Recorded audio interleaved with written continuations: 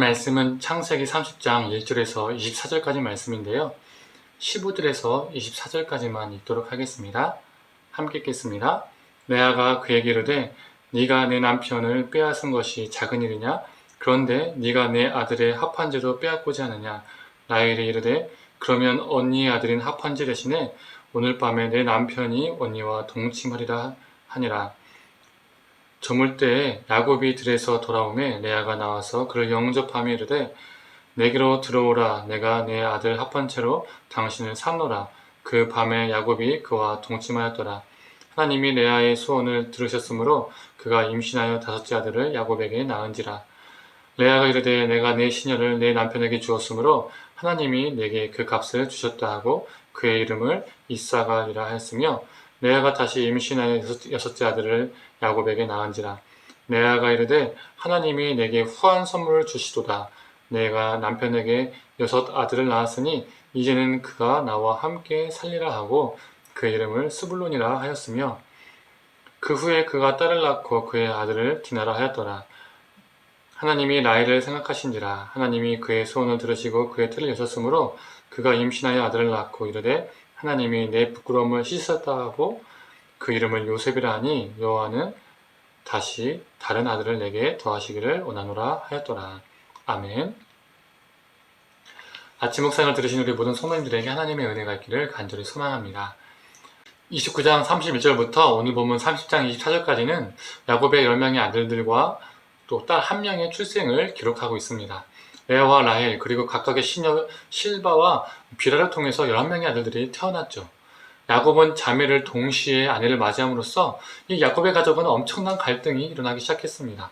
이 11명의 아들들의 이름의 뜻만 봐도 그 갈등이 얼마나 심한지를 우리가 엿볼 수가 있습니다. 첫 번째로 레아가 첫째 르우벤을 낳습니다. 르우벤의 뜻은 보라 아들이다 라는 의미를 가지고 있습니다. 이게 무슨 의미일까요? 동생 라헬을 향해서 내가 아들을 낳은 것 좀 봐라. 내가 장자를 낳았다. 그러니 이제 남편이 나를 사랑할 거야. 라는 뜻을 가지고 있죠. 그리고 레아는 둘째 시므온을 낳았습니다. 뜻은 들으심입니다. 장자를 낳으면 야곱에게 사랑을 받을 줄 알았는데 받지 못한 것입니다. 그래서 하나님께서 남편에게 사랑받지 못하는 그 못함을, 그 상황을, 자신의 신음을 들으셨다라고 해서 지은 거죠. 셋째는 레위입니다. 연합이라는 의미를 가지고 있습니다. 이제는 한 명도 아니고 3명을 낳았으니, 아들 3명을 낳았으니 이제는 남편이 나와 연합하겠지, 연합할 거야 라는 그 속마음, 그 어떻게 보면 애절한 마음이 담겨 있습니다. 넷째는 유다입니다. 유다의 뜻은 찬송하다라는 의미를 가지고 있습니다. 이제 3명도 아니고 4명이면 게임 끝이다. 내가 하나님을 찬송하겠다라는 의미죠. 이런 언니 레아의 모습을 보면서 라헬은 속이 뒤집어졌습니다. 자신 아이를 못 가지니 억울하죠. 그래서 자신의 시녀 비라를 야곱의 아내로 삼게 합니다. 비라를 통해서 다섯째 단이 태어납니다. 뜻은 억울함을 푸심이라는 의미를 가지고 있습니다. 라헬의 입장에서는 이러한 방법을 사용해서라도 아들이 생긴 것이 억울함이 풀어진 것이었습니다. 자신의 몸을 통해서 직접 낳은 것은 아니지만 언니의 자식들이 아니기 때문에 억울함이 풀어졌다라고 생각한 것이죠. 또 비라를 통해서 여섯째 납달리를 낳습니다. 그의 이름은 경쟁이라는 의미를 가지고 있습니다. 시녀이긴 하지만 시녀를 통해서 이제 두 번째 아들이 생겼으니 내가 경쟁에서 이겼다라는 선언을 하는 것이죠. 레아가 이 말을 듣고 가만히 있을 수 있었을까요? 자신의 경쟁자 라헬이 자기가 이겼다라고 떠드는데요. 이번에는 레아가 라헬이 사용했던 방법처럼 자신의 시녀 실바를 통해서 자녀를 낳게 합니다. 7째는 복됨입니다. 아들 1명 더 생겼으니 복이라는 겁니다. 그리고 8번째는 아셀입니다. 자기 몸을 통해서 아들 4명, 그리고 시녀 2명을 통해서 아들 2명을 낳았으니, 즉 총 6명을 낳았으니 너무 기쁜 겁니다. 라헬, 네가 이긴 게 아니야. 네가 경쟁에서 이긴 것이 아니야. 내가 이겼어! 라는 기쁨을 그녀가 누리고 있다는 것이죠. 그리고 실바를 통해서 9번째 아들 이사갈이 태어납니다. 그의 이름은 뜻은 값입니다. 값. 18절을 제가 표준 세번역으로 읽어보겠습니다. 내가 나의 몸종을 나의 남편에게 준 값을 하나님이 갚아 주셨구나. 내 시년을 남편과 동침하게 한 것이 마음에 좀 불편했지만 아들을 낳게 해주셔서 그 대가를, 그 값을 갚아 주셨다라고 말하고 있는 겁니다. 그리고 이번에는 레아가 자기 몸을 통해서 아들을 낳습니다. 10번째 아들의 이름은 스불론입니다. 거함의 뜻을 가지고 있습니다. 자신과 자기 시녀 실바를 통해서 총 9명의 아들들을 낳았으니, 그리고 9명의 아들들을 안겨주었으니 남편 야곱이 이제는 자신과 함께 거할 것이다 라는 그 기대를 가지고 있었던 것이죠. 드디어 라헬이 시녀가 아닌 자신의 몸을 통해서 아들을 갖게 되었습니다. 그의 이름은 요셉입니다. 그 뜻은 더함이죠. 하나님이 자신에게 아들을 요셉 말고도 더 더해주시길 바라면서 지은 것입니다. 이 11명의 아들들의 이름을 통해서 우리가 알 수 있는 것은 무엇입니까? 남편에게 서로 인정받기 위해서, 남편을 차지하기 위해서 서로 경쟁하는 그녀들의 마음이 아들들의 이름에 그대로 녹아 들어가 있다는 것입니다. 새로운 생명이 창조되는 거룩하고 엄숙한 이 사건을 단순히 인간 경쟁의 산물로 만들어버린 것이죠. 더 많이 낳아야 해. 더 출산해야 해. 이런 경쟁의 산물이 된 것이죠. 요셉의 이름을 통해서도 알 수 있습니다. 더 낳게 해달라.